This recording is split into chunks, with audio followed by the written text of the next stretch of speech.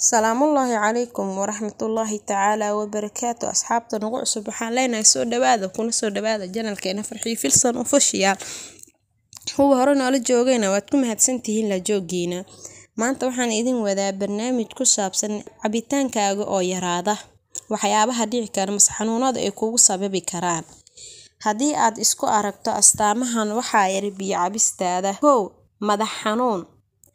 madax xanuunku waa astaamo muujinaya in jirkaagu u baahan yahay cabista biyo badan.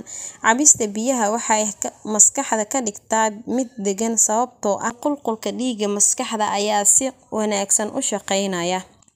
2. Afka oo ura ama afka oo qalala. Af urka ama afka in uu ku qalalo waa astaan kale oo muujinaysa in biyo cabistaadu yar tahay. Sababtoo ah marka biyo cabistaadu yar tahay qanjirada dhuunta waxa ay soo deynayaan dheecaamo xad dhaaf ah waana sababta afka urka inta badan isugu aragto. 3.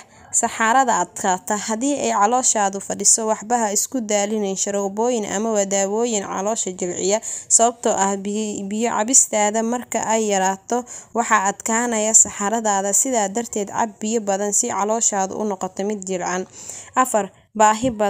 Baahi badan ma waa calaamadaha muujinaysa in biyo cabistaadu yar tahay. Ogow mararka qaar marka aad baahato cunto uma baahnid cunto waxaad u baahan tahay biyo badan inaad cabto sababtoo ah baahidu waxay cadeynaysaa in jirkaagu uusan helin biyo ku filan. 5. Kaadi yari. Inta badan dadka biyaha cabistoodu yar tahay waxaa yar kaadidooda. Tusaale waxaad arkaysaa qof aad u biyo cabis badan haddana aan suuliga gali sababtoo ah jirkiisa ayaa weli ooman. Sidaa darteed cab biyo badan si jirkaagu u dhaqmo kelyahaaga iyo dhiigagaaga uga baxaan qashinka. 6. Daal iyo murqo xanuun.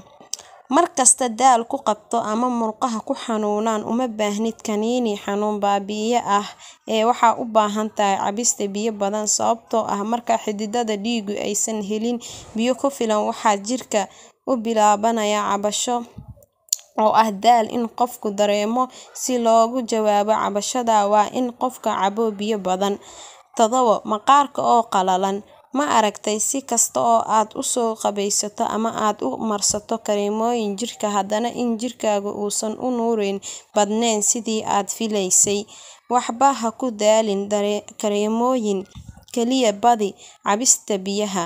Sababtoo ah maqaarka waxyaabaha quudiya ma ahan kareemo oo kaliya waxa ugu horeeya cabista biyaha si jirka u noqdo mid maqaar ahaan qurux badan. Cab biyo badan. 8. Faruuryaha qalalay.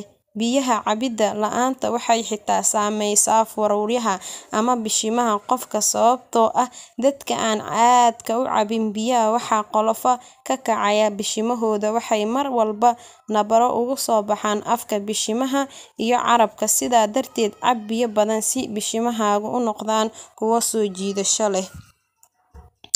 Fiiro gaar ah. Habka ugu fiican qofka biyaha u cabi karo ayaa ah salaadaha shanta ah inuu salaad kasta marka uu tukado kadib cabo 1 galaas oo biyo ah taasoo ka dhigan in qofku maalintii cabayo 5 ilaa 6 galaas oo biyo ah. Salaada subax 2 galaas oo biyo ah. Salaada duhur 2 galaas oo biyo ah. Casirkii galaas biyo ah. Maqribkii 1 galaas oo biyo ah. Haddaba ku dadaal cabista biyaha waayo caafimaadkaada ayay sare u qaadayaan. Mahadsanid asxaabtayda intaas ayaa idinku soo gabagabeynaya barnaamijkii aan idin waday inta mid lacayna ku kulmi doono waxaan idinkaga tegaynaa sidaas iyo amaano Allah hanaga hilmaamina subscribe-ka share-ta commentiga inta waxay noo yihiin dhiirigelin. Mahadsanidin dhamaantiina.